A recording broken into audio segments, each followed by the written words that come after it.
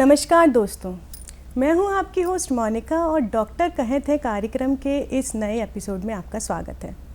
दर्शकों, अक्सर हमने देखा है कि जितनी भी तरह तरह की सेलिब्रिटीज़ हैं, एक्टर्स हैं, एक्ट्रेसेस हैं, इनकी स्किन को देख के इनकी उम्र का अंदाज़ा लगाना बेहद मुश्किल है। उम्र का अंदाज़ा लगाना तो दूर, हमको ऐसा लगता है कि समय के साथ साथ ये लोग और यंग हो रहे हैं, इनकी स्किन और ग्लो कर रही है।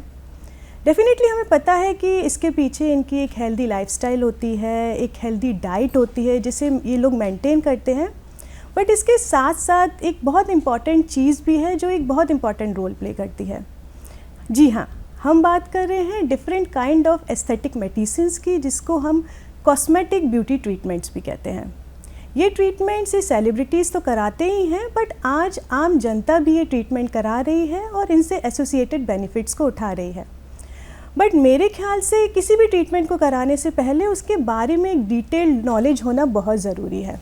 जी हाँ, आज हम इसी विषय पर आगे चर्चा करने वाले हैं। हमने अपने स्टूडियो में आमंत्रित किया है skin specialist doctor Bharat Singhania ji का। नमस्ते सर, पहले तो आपका स्टूडियो में आने के लिए बहुत बहुत शुक्रिया। डॉक्टर भरत एक बहुत ही रिनोन्ड स्किन स्पेशलिस्ट है। ये बहुत वर्षों से रायपुर में इससे रिलेटेड ट्रीटमेंट्स की सुविधा हमारे रायपुर वालों को प्रदान कर रहे हैं। तो आगे और वक्त जाया ना करते हुए मैं आपसे ही जानना चाहती हूँ सर कि किस किस टाइप के ट्रीटमेंट्स मार्केट में हैं और किस किस टाइप की स्किन के लिए ये ट्रीटमेंट्स किए जा रहे हैं। आजकल सोशल मीडिया का ज़माना है और लोग दूसरों को देखते हैं कितने खूबसूरत दिखते हैं और लोग हर कोई आजकल अच्छा दिखना चाहता है। बहुत सारे ट्रीटमेंट्स हर चीज़ों के लिए अवेलेबल है। बाल से रिलेटेड अगर किसी के बाल झड़ रहे हैं, गंजापन आ रहा है तो उसका ट्रीटमेंट अवेलेबल है। चेहरे पे झुर्रियाँ आ रही हैं, चेहरे पर पिगमेंटेशन आ रहा है, झाइयाँ आ रही हैं, मुहासे आ रहे हैं, जो भी आप कॉस्मेटिक प्रॉब्लम का नाम लीजिए और उसका ट्रीटमेंट आज की डेट में अवेलेबल है। कुछ ट्रीटमेंट्स हैं बहुत सिंपल तरीके से किए जाते हैं, कुछ हो सकता है थोड़े से डिफ़िकल्ट होते हैं। सर, अगर आपने जैसे बात की पिगमेंटेशन की, जो भारत में मुझे लग रहा है हर युवा वर्ग के लिए ये एक्ने का इशू बहुत बड़ा है, तो ये एक्ने रिमूव करने के लिए और या पिगमेंटेशन की हम बात करें तो किस तरह के ट्रीटमेंट स्पेसिफिकली इनके लिए है? एक्ने जिसको मुहासे भी बोलते हैं, ये बहुत कॉमन प्रॉब्लम है। राइट। और ये मेन प्रॉब्लम जो है टीनेजर्स की है। जनरली 13-14 साल की उम्र में शुरू होता है और 20-22 साल की उम्र तक ये रहता है। बहुत सिंपल तरीके से इसका इलाज किया जा सकता है। सिंपल मेडिसिन कुछ खाने की देते हैं, लगाने की देते हैं। 3 से 4 महीने का कोर्स होता है, जिसे आप अच्छे से करते हैं तो पिंपल्स आना बहुत कम हो जाता है।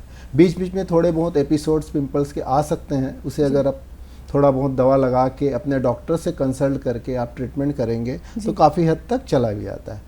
कई बार उसके निशान भी पड़ जाते हैं, चेहरे पर दाग भी पड़ जाते हैं। उसके भी कई प्रकार के ट्रीटमेंट होते हैं, केमिकल पीलिंग्स होते हैं, लेज़र ट्रीटमेंट्स होते हैं। उसके द्वारा उसे काफ़ी हद तक कम किया जा सकता है। पिगमेंटेशन की बात की, पिगमेंटेशन एक लेमन वर्ड है जिसे हम कोई भी चेहरे पर काला दाग है उसे पिगमेंटेशन बोलते हैं। पिंपल्स भी पिगमेंटेशन कर सकता है। फीमेल्स में झाइयाँ जो आती हैं वो भी एक पिगमेंटेशन का, कोई भी घाव होता है, चोट का निशान होता है, उसमें जो काला पड़ जाता है उसे पिगमेंटेशन बोलते हैं। तो क्या इनको भी ट्रीट किया जा सकता है? बहुत अच्छे से। पिगमेंटेशन एक ऐसी चीज़ है जिसे आप सिंपल मेडिसिन से, साथ में लेज़र, केमिकल पीलिंग, कई प्रकार के एस्थेटिक प्रोसीजर्स होते हैं जिसे आप एक स्किन स्पेशलिस्ट से अगर लेते हैं तो पूरी तरीके से बहुत अच्छे से इसे ठीक किया जा सकता है। सर, आपने लेज़र की बात की, तो लेज़र का ये एक टेक्नोलॉजी है लेज़र ट्रीटमेंट्स, तो ये टेक्नोलॉजी क्या सेफ़ है? इनको क्या युवा वर्ग और जो भी 35-40 एज वाले हैं, क्या इसको अडॉप्ट कर सकते हैं?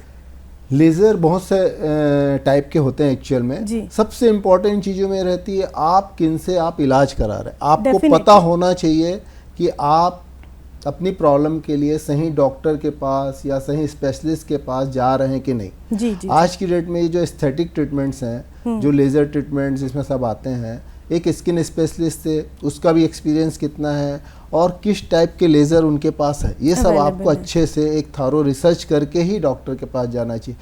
अगर आप सेफ हैंड्स में हैं, अगर सही डॉक्टर के पास हैं, तो इन सब चीज़ों का बहुत अच्छा इलाज बहुत अच्छे तरीके से किया जा सकता है। सर क्या डर्मेटोलॉजिस्ट ही होते हैं जो इन सभी चीज़ों का इलाज करते हैं या इसके लिए कोई हमें स्पेशल डिग्री चाहिए होती है? डर्मेटोलॉजिस्ट जो स्किन स्पेशलिस्ट होते हैं वही लोग ये चीज़ें करने के लिए एंटाइटल्ड होते हैं। और बेसिकली जो काफ़ी लंबे समय से ये लेज़र का ट्रीटमेंट कर रहे हैं, जो भी स्किन स्पेशलिस्ट, उनके पास ये एक्स्ट्रा एक्सपर्टीज़ रहती है, तो उनके पास आप कराते हैं तो और आप ज़्यादा सेफ हो जाते हैं।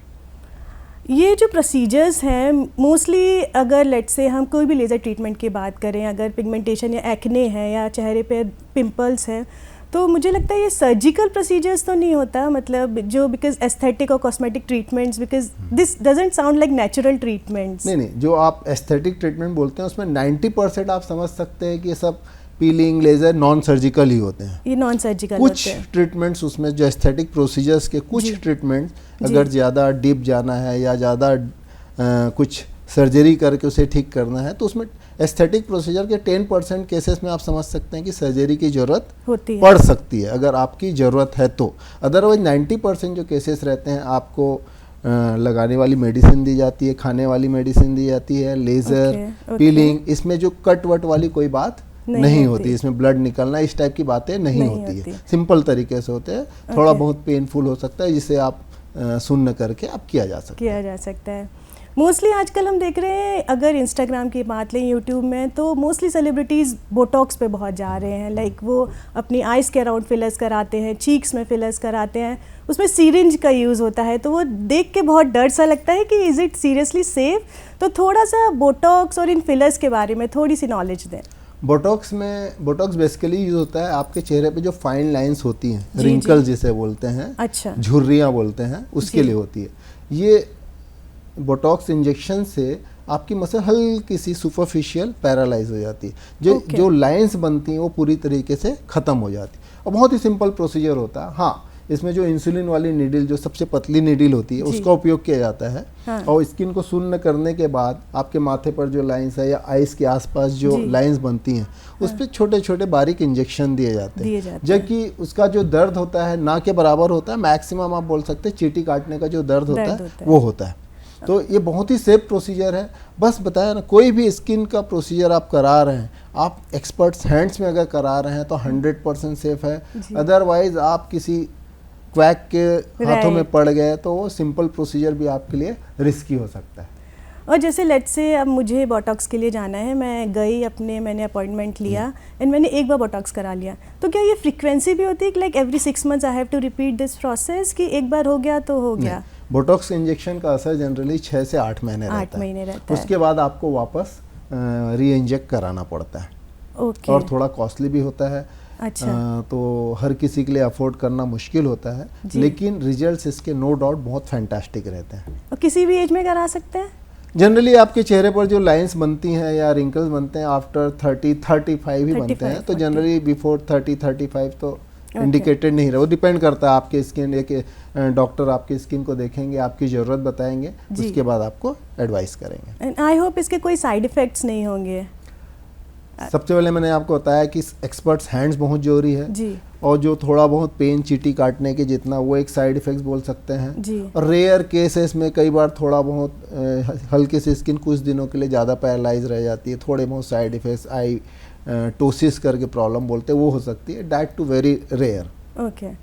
तो झुर्रियाँ को दूर करने के लिए जैसा सर ने बताया कि आप बोटॉक्स करा सकते हैं, आप फिलर्स यूज़ कर सकते हैं। मैंने कहीं तो पढ़ा था कि thread lift is also a technology, जिससे कि हम थोड़ा सा झुर्रियाँ अपनी रिमूव कर सकते हैं। डिपेंड करता है आप किस इंडिकेशन के लिए क्या चीज़ करा रहे हैं जी। जैसे थ्रेड लिफ्ट का बात, ये बेसिकली जो स्किन आपकी ढीली हो जाती है, कि जैसे आफ्टर 35-40 स्किन थोड़ी ढीली हो जाती है, ये जो जॉ लाइन्स हैं थोड़े से प्रोमिनेंट हो जाते हैं, आपके नेज़ोलेबियल फोल्ड थोड़े ज़्यादा दिखने लगते हैं, उसके लिए थ्रेड लिफ्ट्स का इस्तेमाल किया जाता है। वो भी बहुत सिंपल प्रोसीजर है, और इसे आप कराते हैं तो 1-1.5 साल तक इसका काफ़ी अच्छा रिजल्ट रहता है। उसके बाद आप प्रोसीजर करा सकते हैं, रिजल्ट्स काफ़ी अच्छे आते हैं। ये तो रही आपके थ्रेड लिफ्ट, बोटॉक्स और फिलर्स की बात। अब हम बात करते हैं थोड़ी फेशियल्स के बारे में, बिकॉज कॉस्मेटिक ट्रीटमेंट्स की बात आती है तो सबसे पहले फेशियल का ही इमेज सामने आता है। तो आजकल hydra facial is very trending, like every celebrity is going for hydra facial, and in fact आम जनता भी अभी मतलब हर जगह हाइड्रा फेशियल्स का बहुत ट्रेंड है। तो डिफरेंस क्या है सर, हाइड्रा फेशियल होता क्या है? आप जो नॉर्मल फेशियल अपने पार्लर में कराते हैं उसमें जी। सिंपल जो भी आपके जेल बेस्ड प्रोडक्ट्स और जो भी आपका इस्तेमाल करते हैं, इसमें थोड़ा सा डॉक्टर का टच आ जाता है। हाइड्रा फेशियल आप कराते हैं, कुछ मशीनें होती हैं अच्छा। जिसमें आपके चेहरे पर मॉइस्चराइजिंग के साथ विटामिन सी सीरम और जी। कुछ कुछ मीज़ो ट्रीटमेंट्स होते हैं वो साथ में किया जाता है। ओके। तो ये थोड़ा सा जो डॉक्टर का टच आने से, मेडिकल का टच आने से रिजल्ट्स काफ़ी अच्छे हो जाते हैं और प्रोसीजर ज़्यादा सेफ होते हुए अच्छे रिजल्ट्स देते हैं। आपके चेहरे पर हाइड्रेशन आएगा, कुछ रेटिनॉल जैसी क्रीम भी साथ में लगाने के लिए बताया जाता है, एंटी एजिंग ट्रीटमेंट भी साथ में किया जाता है, तो ज़्यादा इफ़ेक्टिव होता है। सेफ होने के साथ साथ इफेक्ट काफ़ी ज़्यादा रहता है। इनकी कोई एज भी है जो रिकमेंडेड है? नहीं, आफ्टर इवन जो प्री ब्राइडल उसके लिए भी हम हाइड्रा फेशियल एडवाइस करते हैं। ये तो आप आफ्टर 20 समझ लीजिए कोई भी इसको करा सकता है। 100% सेफ है, इसमें कोई मेडिसिन वाली बात भी नहीं रहती कि कोई साइड इफेक्ट के चांसेस हैं।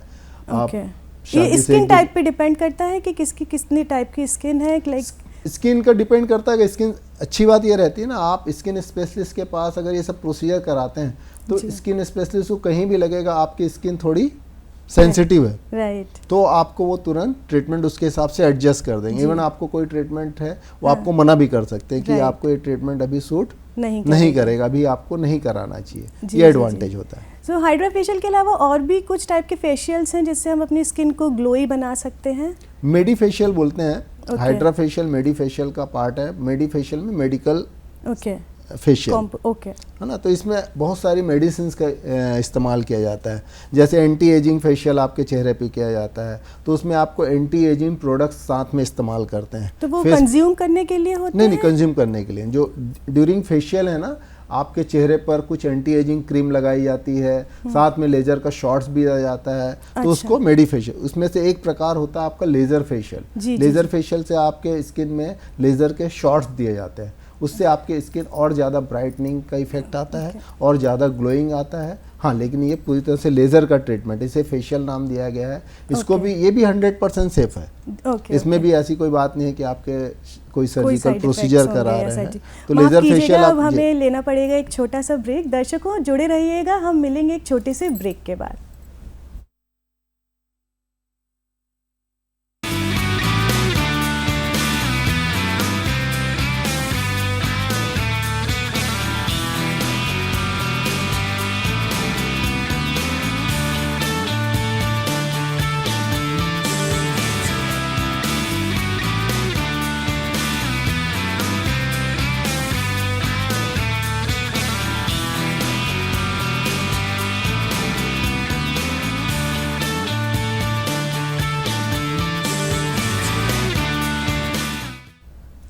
धन्यवाद दर्शकों हमसे जुड़े रहने के लिए। तो उसी वार्तालाप को आगे बढ़ाते हुए मैं डॉक्टर साहब से पूछना चाहती हूँ कि अभी तक तो हमने स्किन की बात की, अब मैं जानना चाहती हूँ कि स्किन में यूजुअली मैंने देखा है कि अनचाहे बाल आ जाते हैं, और मतलब ये बाल हमारे यहाँ नेक के अराउंड आ जाते हैं, चीक्स पे आ जाते हैं, मोस्टली आईब्रोज़ के अराउंड तो हमारे बाल आते ही हैं। तो क्या इन्हें रिमूव करने का टेम्परेरी प्रोसीजर होता है या कुछ परमानेंट टेक्नोलॉजीज़ भी आ गई है जिनसे हम अनचाहे बालों से छुटकारा पा सकते हैं?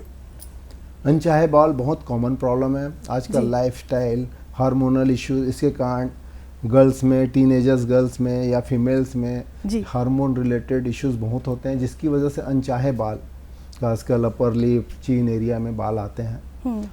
और अच्छी बात यह है कि इसको बहुत अच्छे से आप पूरी तरीके से ठीक कर सकते हैं। लेज़र ट्रीटमेंट होता है, डायोड हेयर रिमूवल लेज़र होता है, क्यू स्विच लेज़र होते हैं, जिसे आप किसी भी स्किन स्पेशलिस्ट पास जाके आप करवा सकते हैं। इसमें सेशंस होते हैं, हर 1.5 से 2 महीने में एक बार आपको डॉक्टर के पास जाना पड़ता है, और 8 से 10 सेशंस लेने के बाद जनरली 80 to 90% आपके जो अनचाहे बाल होते हैं पूरी तरीके से चले जाते हैं।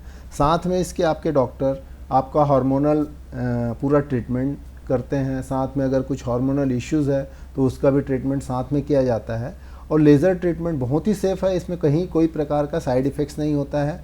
और बस वही बात है कि आप एक स्किन स्पेशलिस्ट से अगर आप ट्रीटमेंट ले रहे हैं, और लेज़र कौन सा लेज़र है ये भी जानना आपको जरूरी है। तो इसके लिए आपको एजुकेट होना ज़रूरी है किस डॉक्टर के पास जा रहे हैं, उस डॉक्टर के पास कौन सा लेज़र है, ये आपको पता होना बहुत ज़रूरी है। उसके साथ आप अच्छे से बैठ के पूरा सेशन समझिए, कितना टाइम लगेगा, कितनी सिटिंग्स लगती हैं, क्या प्रॉब्लम हो सकती है, किस स्थिति में रिजल्ट्स नहीं आते हैं। अगर आप पूरी तरह समझ के करेंगे तो आप डेफिनेटली कि अगर हम किसी भी चीज़ के बारे में पूरी तरह से जानकारी लेके करेंगे। एस्थेटिक में प्रॉब्लम सिर्फ यही है, लोग एजुकेट नहीं होते हैं। इंस्टा में देख लिए, फेसबुक में देख लिया, जो भी सोशल मीडिया में अट्रैक्ट जल्दी हो जाते हैं। तो आपको एजुकेट होना बहुत जरूरी है। डॉक्टर से आप टाइम लीजिए, उनसे अच्छे से सब चीज़ों का आप बराबर डिस्कस कीजिए, तो आप रियलिस्टिक रिजल्ट के लिए आप तैयार रहेंगे। एंड थोड़ा पेशेंस रखना जरूरी है। लाइक ऐसा नहीं है कि एक ही सिटिंग में आई बिलीव टाइम कंज्यूमिंग है। हेयर रिमूवल की बात करेंगे तो ये आपको साल से डेढ़ साल का प्रोसीजर हो सकता है। एंड मतलब कभी कभी छोटे छोटे तिल भी निकल आते हैं विद एज। मैं रियलाइज कर रही हूँ कि कभी वाइट तिल आ जाते हैं, कभी ब्लैक तिल, तो इन सभी का ट्रीटमेंट भी लेजर के अराउंड ही है। हाँ, इसको कुछ जो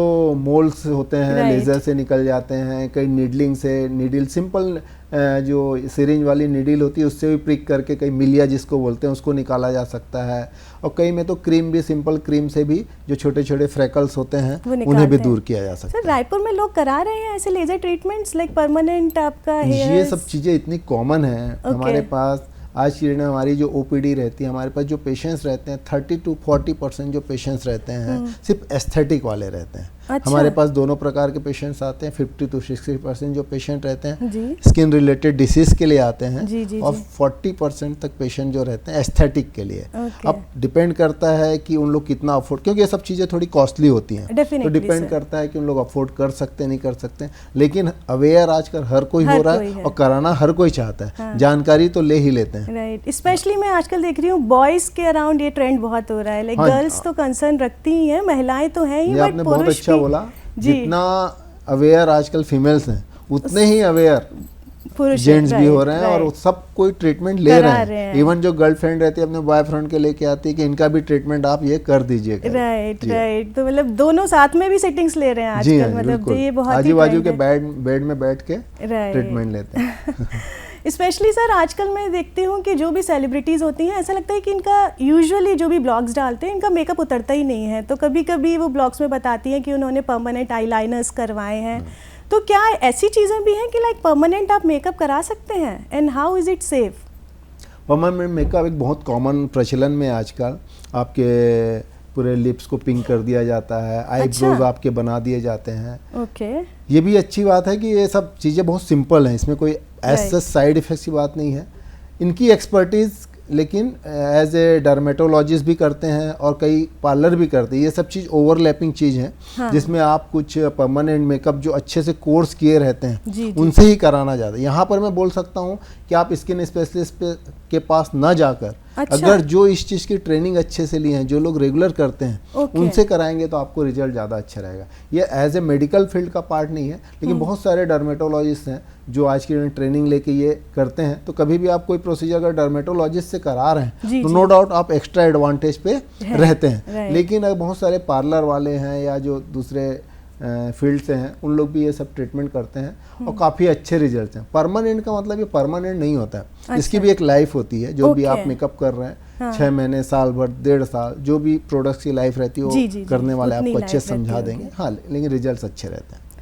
तो सर डर्मेटोलॉजिस्ट की बात करते हैं तो मोस्टली मेरे माइंड में आता है कि वो स्किन रिलेटेड ट्रीटमेंट्स ही करते होंगे, बट क्या हेयर्स और हेयर से रिलेटेड ट्रांसप्लांट्स, हेयर लॉस को रोकना, क्या ये सारी ट्रीटमेंट्स भी डर्मेटोलॉजिस्ट के अंडर आते हैं? डर्मेटोलॉजिस्ट जो होते हैं आपके पूरे हेयर को ट्रीट करते हैं, आपके स्किन को ट्रीट करते हैं, आपके नेल्स, जो भी नेल्स भी हमारे स्किन स्पेशलिस्ट का पार्ट होता है। तो आप कोई भी हेयर से रिलेटेड इश्यूज हैं तो अपने स्किन स्पेशलिस्ट से कंसल्ट कीजिए। वही हेयर के स्पेशलिस्ट होते हैं।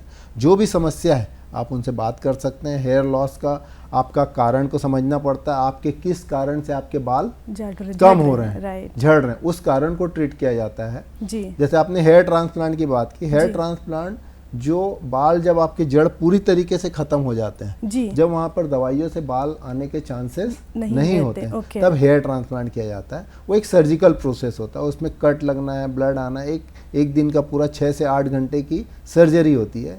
लेकिन वो सर्जरी लंबी जरूर होती है, बहुत सेफ होती है और बहुत माइनर सर्जरी होती है।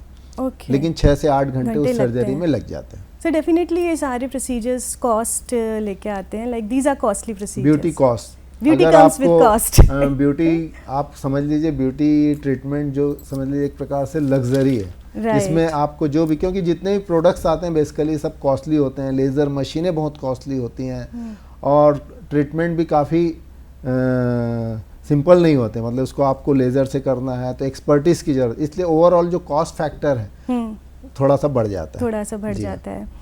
सर मैं बहुत टाइम से सोच रही हूँ कि मैं हाइड्रा फेशियल कराऊँ, बट मोस्टली ब्यूटी पार्लर्स में मैं देखती हूँ कि वो करा रहे हैं, तो मुझे किन किन पैरामीटर्स का ध्यान रखना है, because I am also not sure कि मैं कहाँ जाके कुछ कराऊँ। और मुझे लगता है कि जनता भी कंफ्यूज होगी कि अगर इस टाइप के ट्रीटमेंट्स लेने चाहिए तो क्या क्या पैरामीटर्स को ध्यान में रखना चाहिए। आप कभी भी कोई भी कॉस्मेटिक प्रॉब्लम है तो सबसे पहले तो एक स्किन स्पेशलिस्ट अपॉइंटमेंट लीजिए, उनसे आप समझिए, आप अपना थारो आपकी जो आप सबसे पहले तो एक नोट डाउन करके जाइए कि आपकी क्या क्या प्रॉब्लम है, उनसे सिंपल वे में आप उनसे डिस्कस कीजिए ये प्रॉब्लम है। आपकी जो भी प्रॉब्लम रहेगी, जो चीज़ स्किन स्पेशलिस्ट कर सकता है दूसरी जगह पार्लर में वो चीज़ आपको नहीं मिलेगी जी। तो आप अपना कॉस्ट फैक्टर समझ लीजिए, कितना टाइम लगेगा, आपकी प्रॉब्लम क्या है, कितने हद तक वो ठीक हो सकता है। क्योंकि कोई भी ट्रीटमेंट कई बार ऐसा होता है कि हम बहुत अनरियलिस्टिक अप्रोच के साथ डॉक्टर के पास जाते हैं, हमको लगता है कि पूरा ऐसा हो जाएगा, मैजिक हो जाएगा। कई बार तो हम पेशेंट को बोलते हैं ये चीज़ ठीक नहीं होने वाली है, आप सिर्फ कंसीलर लगा के इसको मेकअप करके आप इसको हाइड कीजिए करके। तो उसमें आपको स्पष्ट रूप से पता होना चाहिए डॉक्टर से सलाह करके कि ये ट्रीटमेंट में ऐसा रिजल्ट आता है। बट आजकल बहुत सारे लोग छुपाते भी हैं, मतलब बोलते हैं कि ये चीज़ इतने दिन में ठीक हो जाएगी, तो बेसिकली अवेयरनेस होना बहुत ज़रूरी है। अगर आप एक स्किन स्पेशलिस्ट पास जाएंगे तो ये सब चीज़ों में हाइडिंग वाली बात नहीं रहती है, आपको डॉक्टर के सामने तो हमें सब कुछ ही क्लियर करना चाहिए, राइट। स्पेशली अगर मैं फेयरनेस क्रीम की बात करूं तो इंडिया में फेयरनेस क्रीम का मार्केट बहुत है। अगर आप मिडिल क्लास ले लो तो कोई ना कोई फेयरनेस क्रीम हर एक महिला या पुरुष यूज़ ही कर रहे होंगे। तो मेरे मन में हमेशा ये रहता है कि क्या ये फेयरनेस क्रीम का इतना उपयोग सेफ है? सर आपकी क्या विचार है इस बारे में? फेयरनेस क्रीम जो है ना, इसमें सबसे ज़्यादा दिक्कत ये होती है जो लोग खुद से मेडिकेशन लेते हैं, स्टेरॉइड क्रीम लगाते हैं। आपने बहुत सारे नाम आप घर में देखेंगे, बहुत सारे मेडिकल स्टोर से खरीद के फेयरनेस क्रीम के नाम पर लगाते हैं।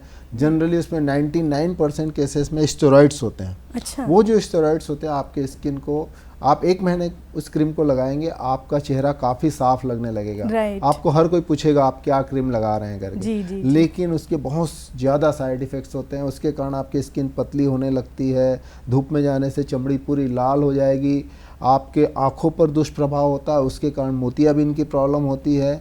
और सबसे बड़ी दिक्कत है उस क्रीम को बंद करना भी बहुत दिक्कत वाला है। जैसे ही आप बंद करेंगे आपका चेहरा वापस काला होना लगता है और आपकी स्किन हमेशा के लिए लाल पीली रहेगी। तो लोगों को अच्छे से जानना चाहिए कोई भी फेयरनेस क्रीम बिना डॉक्टर की सलाह से इस्तेमाल ना करनी चाहिए। सर कुछ टिप्स दीजिए ना, बेसिक स्किन केयर टिप्स जो नेचुरल तरीके में हम अडॉप्ट कर सकते हैं। स्किन के लिए सबसे इम्पॉर्टेंट है एक अच्छी हेल्दी लाइफस्टाइल।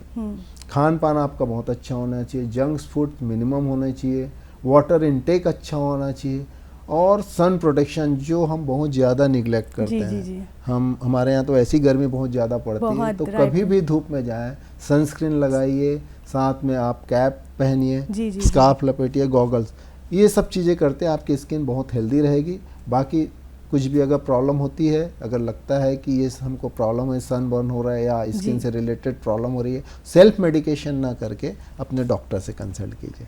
तो धन्यवाद सर, समय के अभाव के चलते हमें इस वार्तालाप को यहीं ख़त्म करना होगा, तो मैं आपका धन्यवाद फिर से देना चाहती हूँ। शुक्रिया हमारे स्टूडियो में आने के लिए, अपना बहुमूल्य समय देने के लिए। तो दर्शकों, जैसा कि डॉक्टर ने बताया कि कुछ भी ट्रीटमेंट शुरू कराने से पहले उस ट्रीटमेंट के बारे में एक जानकारी होना बहुत ज़रूरी है। हम डिटेल्ड में कभी भी कोई भी क्वेश्चंस पूछने से अपने स्किन स्पेशलिस्ट से हेजिटेट ना करें, बेस्ट से बेस्ट प्रोसीजर को अपनाएं, क्योंकि खूबसूरत लगना हम सबका हक है। We all are beautiful and we all will remain beautiful. अब दीजिए मुझे इजाज़त, मैं हूँ आपकी होस्ट मोनिका। मिलते हैं एक नए कार्यक्रम में एक नए विषय पर। धन्यवाद।